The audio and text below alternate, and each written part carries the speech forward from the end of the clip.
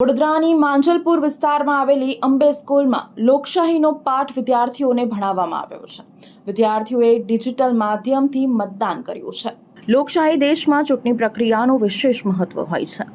જો આ લોકશાહીના મૂલ્યો ચૂંટણી પ્રક્રિયાની સમજ બાળપણથી જ વિદ્યાર્થીઓને વિકસાવવામાં આવે તો ભવિષ્યમાં વિદ્યાર્થીઓ જવાબદાર અને જાગૃત નાગરિક બની શકે છે.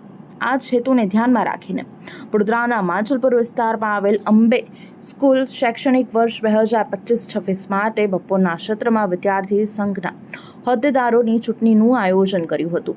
ચૂંટણી દરમિયાન વિદ્યાર્થીઓએ ઉમેદવારી, પ્રચાર, મતદાન અને મતગણતરી જેવી સમગ્ર લોકશાહી પ્રક્રિયાનો અનુભવ કર્યો હતો. આ આયોજનનો મુખ્ય હેતુ વિદ્યાર્થીઓને ચૂંટણી કેવી રીતે યોજાય, મતદાનનું મહત્વ, તેની વ્યવહારિક સમજ આપવાનો હતો. શાળા સંચાલકોના અનોખા પ્રયાસને વિદ્યાર્થીઓ અને વાલીઓએ પણ આવકાર્યો હતો. આવી પ્રવૃત્તિઓ દ્વારા વિદ્યાર્થીઓમાં નેતૃત્વ, જવાબદારી, લોકશાહી પ્રત્યે જાગૃતિના સંસ્કારો વિકસે તેવા પ્રયાસો કરવામાં આવ્યા છે. આજે અંબે સ્કૂલ માંજલપુર આફ્ટરનૂન શિફ્ટમાં વિદ્યાર્થી સંઘ હોદ્દેદારોની ચૂંટણી શૈક્ષણિક વર્ષ 2026-27નું આયોજન કર્યું છે.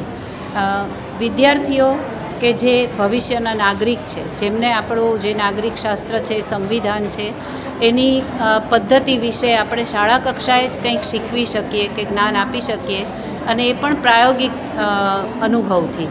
આ બધા વિચારના ફળ સ્વરૂપે આજે અમારા જ શાળાના વિદ્યાર્થીઓએ ઉમેદવારી નોંધાવી છે, અને ધોરણ 5થી 10ના વિદ્યાર્થીઓ ઇલેક્ટ્રોનિક વોટિંગ સિસ્ટમ એટલે કે કમ્પ્યુટર દ્વારા એમના જે નામ અને જે સિમ્બોલ છે, ખાસ કરીને એ પ્રતીકોને એ લોકો એક ક્લિકથી વોટિંગ કરશે.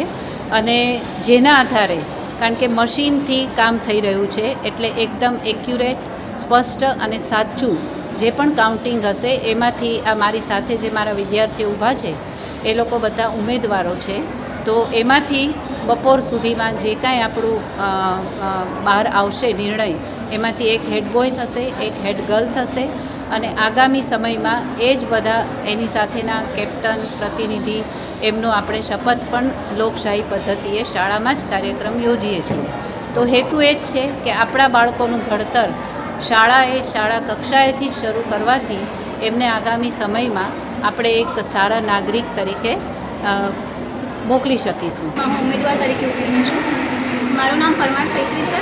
હું આ શાળામાં ધોરણ 1થી અભ્યાસ કરું છું. હાલમાં હું ધોરણ 9માં છું, અને આ શાળા મારી માટે ખાલી ભણવાનું સ્થાન નથી, પરંતુ મારું બીજું ઘર છે, જ્યાં મેં સંસ્કાર, આત્મવિશ્વાસ અને શિક્ષણ મેળવ્યું છે. અને હું મારા આચાર્ય અને મારા શિક્ષણગણનો આભાર માનીશ કે તેમને મને આ ઉમેદવારીમાં આપવા માટે આત્મવિશ્વાસ આપ્યો.